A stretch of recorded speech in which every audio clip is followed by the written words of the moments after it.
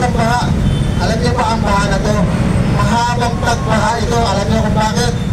Kasi yung woodworm na angels na nakasulat sa Biblia ay dumating na. Pinadala na ang anghel na tinatawag na woodworm na siyang magbabaha ng mga ilog. At sa kanyang dako naman ay magtutuyo ng mga bukal. Na ang pangalan ng anghel ay woodworm.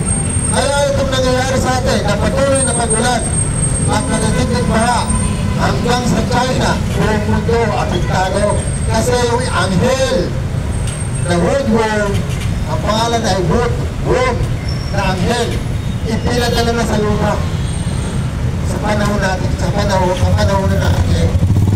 Kaya, huwag nyo expect na hindi ko pa ang baha, hindi na. Sapagkat may gumagawa na ng pagbaha. Parang mahirap isipin na ang Diyos gusto mamatay sa tao. Pero yun po ang katotohanan. Pinipili lang ng Diyos ang tao na nais manatili sa Kanya ang hindi, ang ayaw. Eh, hindi ko mahalaga sa Diyos. Pinipili lang ng Diyos. Kaya sinashake ng Lord ang sanlibutan. Ang bawat lugar. Upang ang tao ay mabuksan ang kaisipan at lumapit sa Kanya at magkaroon ng